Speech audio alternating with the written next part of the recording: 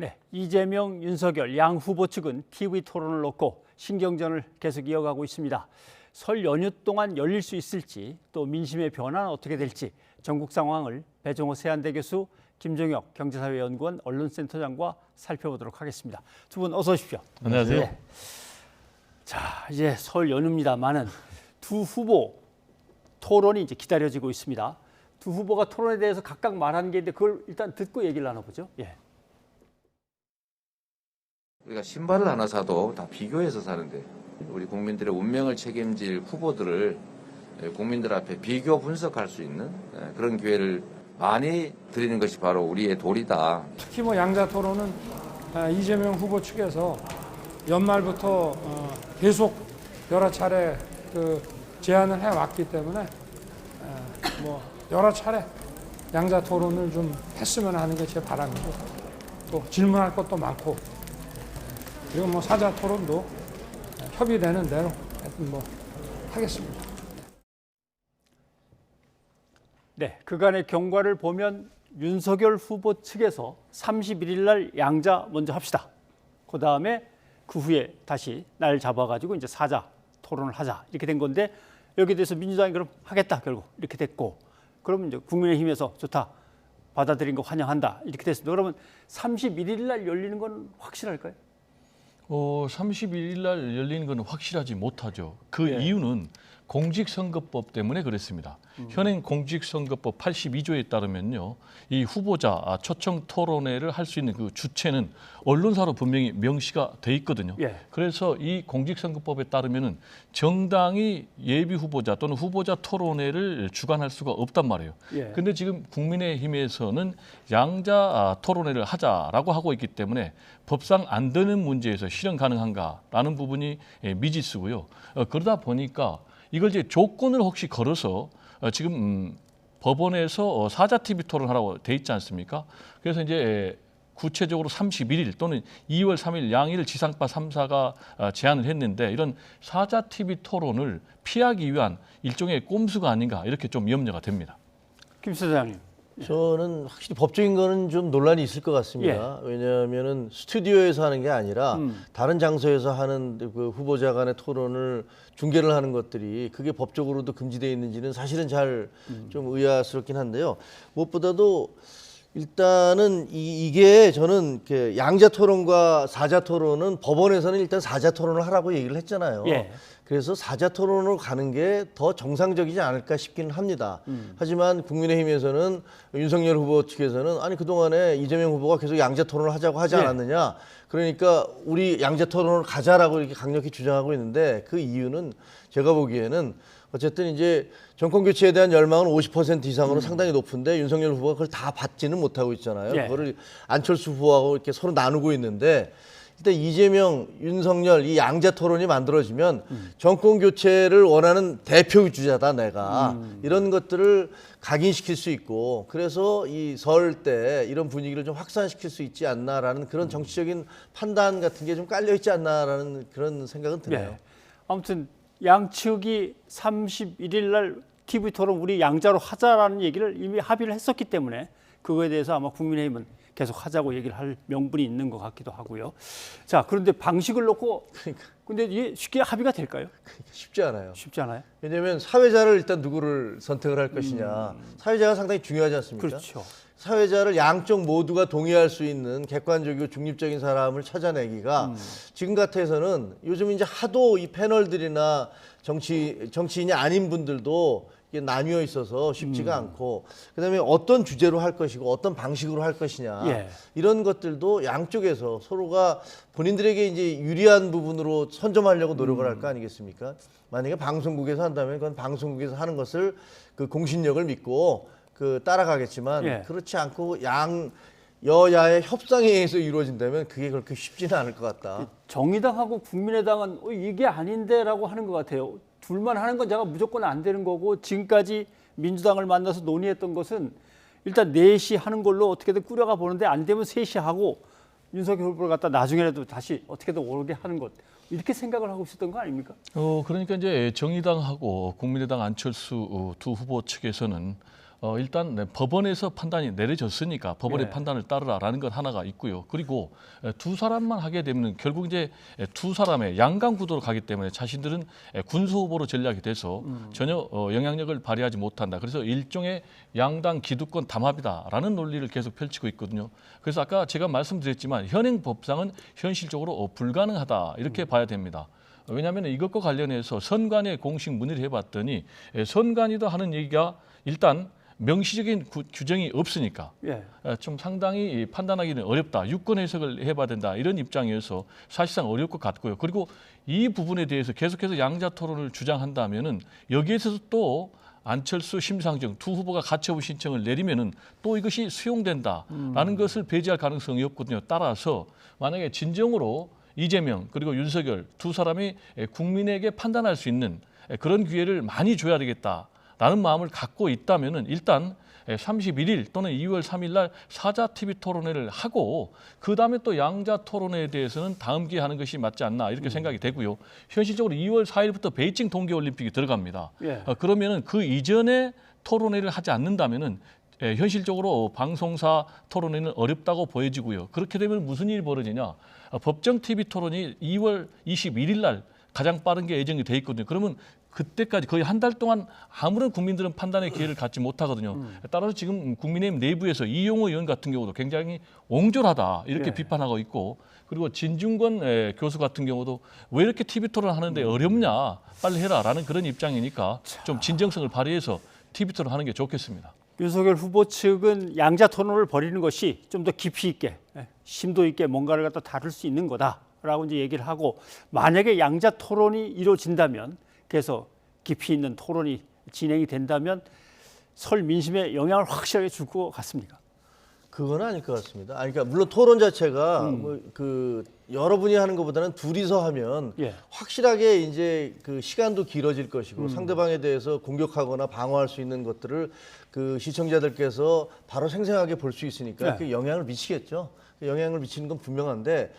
그 보면 윤석열 후보 측에서는 그 동안에 이제 그 약간 토론을 회피하는 거 아니냐라는 이런 얘기들을 좀 들어왔었지 않습니까? 예. 그런데 오늘도 뭐 얘기하는 거 보면은 제가 질문할 것도 많고 뭐 이런 식으로 얘기를 한단 말이에요. 그런 걸 보면 나름대로는 윤석열 후보는 이 이재명 후보의 약점이라든가 이재명 후보에 대한 공격거리를 차곡차곡 많이 쌓아놓고 준비한 것 같아요. 예. 그래서 양자 토론이 되면 내가 충분히 공격을 할 수 있다 이런 생각을 하시는 것 같고 또 이재명 후보는 본인이 또 워낙 말씀을 잘한다고 스스로 믿고 계시니까 그래서 두 분이 만약에 붙게 된다면 표현이 좀 저속합니다만 예. 치열한 싸움이 벌어질 것 같은데 예. 그런데 만약에 이렇게 다른 후보들을 다 제껴놓고 두 분이 토론을 했는데 이게 내용이 좀 시답지 않다. 어허. 그러면 굉장한 비난을 받을 것이고 다른 당들과 국민들로부터 뭐냐 이거 다른 사람들 다 빼놓고 둘이서 토론하더니 이 정도밖에 안 되는 거야? 이런 비난을 살 수도 있겠죠. 그렇죠. 알겠습니다. 그런데 일단 보니까 설 연휴가 대선 전 민심의 어떤 분수령이 될 거는 분명한데 자 이재명 후보는 대구 경북을 가겠다고 하고 그다음에 윤석열 후보는 역시 수도권을 다져야겠다라고 생각을 하는 것 같습니다. 설 민심 두 후보의 행보가 어떻게 진행될지에 대해서 백 교수님은 일단 말씀하신 대로요. 지금 이제 두 후보 초박빙의 혼전이 계속되고 있거든요. 따라서 설 민심을 누가 잡느냐가 굉장히 중요하고 예. 이제 지난번 대선하고 다르게 설 연휴가 끝나면 이제 바로 대선으로 들어가는 점이 좀 차이가 있거든요. 예. 그래서 설 연휴 이후에 과연 누가 여론조사에서 우세를 보이느냐라는 것이 그대로 대선 판세를 좌우할 수 있기 때문에 지금 뭐 이재명, 윤석열, 이재명 두 사람 다 이번 설 연휴에 최대 전략적으로 접근하는 그런 상황인 것 같은데요. 이재명 후보 같은 경우는 지금 대구 경북 TK 지역을 방문할 계획이다라고 얘기를 하고 있어요. 그 이유는 아시겠지만은 TK 같은 경우에 여태까지는 상당히 민주당 후보가 열세 지역이었지만은 최초의 지금 TK 후보 아니겠습니까? 경북 안동이 고향이니까 그래서 현재는 한 20% 정도 나오는데 이걸 30%만 뚫어내면은 본선에서 굉장히 승리할 가능성이 높다. 이렇게 판단해서 지금 TK 공약을 내세우고 있는 것 같고요. 반면에 지금 윤석열 후보 같은 경우는 수도권 민심을 겨냥한다고 그래요. 수도권 민심이 중요한 이유는 아시겠지만 전체 유권자의 한 50% 정도 차지하고 있거든요. 근데 최근에 엎치락뒤치락 하면서 윤석열 후보가 지금 역전에 성공을 했거든요. 따라서 굳히게 나서겠다. 이런 전략으로 보입니다. 네, 김 센터장님 어떠십니까? 저는 그 설 자체로 뭐 민심이 크게 바뀔 것 같지는 않습니다. 예. 왜냐하면 지금 SNS 시대고 인터넷 시대라서 사실은 가족들끼리 부모님과 다 가족 카톡방을 그 개설해놓고 서로 왔다 갔다 하고 있기 때문에 과거처럼 뭐 서울에 지방에 쫙 내려갔다가 거기서 민심이 섞인 다음에 다시 올라오고 이러는 것들은 예. 이런 현상은 이제 추석되고 설이고 이제 시대가 달라져서 그런 건 별로 없을 것 같다. 아날로그 시대 때 얘기입니다. 그렇지. 아날로그 예. 시대 때 얘기라는 느낌이 들고요. 그리고 또 하나는 과거에는 이제 부모에 의해서 자식들이 많이 영향을 받았지만 요즘은 이제 거꾸로 젊은 세대에 의해서 어른들이 이제 영향을 받는 그런 일들도 예. 벌어지고 있습니다. 그런데 저는 이제 이재명 후보가 대구 경북을 가시잖아요. 이번에 내려가는데 조금 타이밍이 좀 안 좋은 것 같아요. 왜냐하면 바로 전에 지금 저 호남에 내려가서 그렇죠. 지역 감정을 자극할 만한 그렇게 비판받을 만한 얘기를 많이 하셨거든요. 예. 근데 그렇게 얘기하고 또 대구 경북에 가서 과연 뭐라고 얘기할지 거기서 박정희 대통령을 그렇게 박정희 시대에 이렇게 지역 차별이 있었다라고 얘기를 한 다음에 바로 대구 경북에 가서는 또 뭐라고 하실지. 근데 그 이전에 대구 경북에서는 박정희 대통령 엄청 찬양을 했었단 말이에요. 예.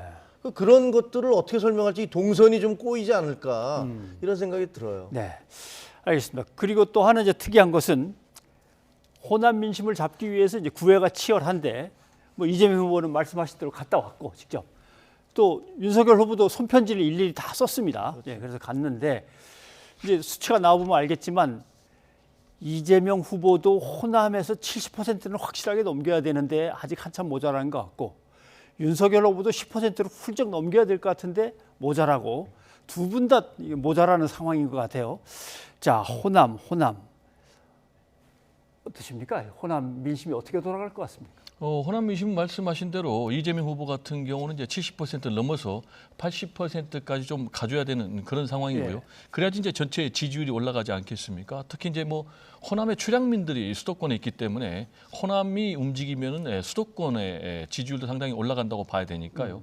그리고 이제 윤석열 후보 같은 경우는 두 자릿수를 좀 안정적으로 얻으면은 본인이 대선 승리에 굉장히 중요하겠다라는 이제 그런 차원에서 뭐 전체 총 한 2,300만 세대 정도 되는데 10%까지는 예비 후보자가 홍보물을 보낼 수가 있습니다. 그래서 예. 230만 전량을 지금 호남에 손편지 필철해 가지고 보낸다는 것 아니겠습니까?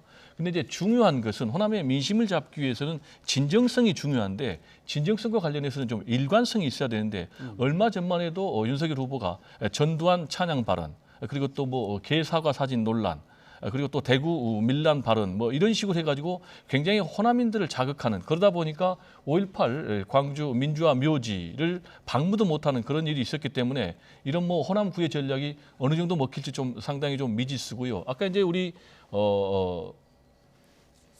센터장께서 말씀하신 그 이재명 후보의 광주 발언과 관련해서는 그건 본인이 실제 겪었던 역사적인 사실이니까 그리고 그런 부분은 또 지난번에 대구 경북 가서는 얼마든지 또 애양심을 나타내는 그런 발언을 했기 때문에 충분히 본인이 문제 없이 소화할 수 있다 이렇게 봅니다.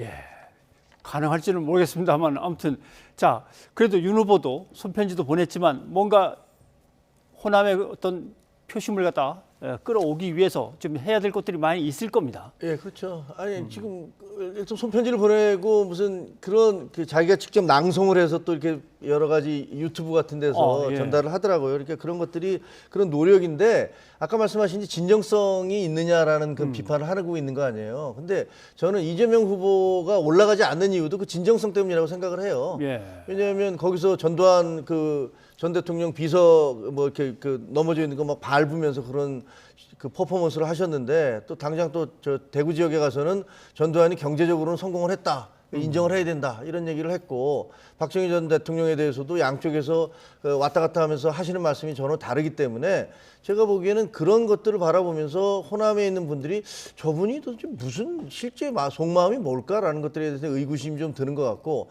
또 하나는 안철수 후보가 있잖아요. 예. 그래서 안철수 후보가 10% 조금 아까 뭐 여론조사에서 11.3 정도. 예, 그 정도 나오고 있기 때문에 그 부분이 뭐 어차피 국민의힘 지지도 그 후보에 대한 지지도가 낮다는 건 뭐 다 알고 있지만 그게 안철수 후보가 일정 부분을 제가 보기에는 이재명 후보 부분을 뺏어가고 있기 때문에 과거의 다른 후보들과 같은 그런 일방적이고 전폭적인 지지를 받기는 쉽지가 않다 그런 생각이 듭니다.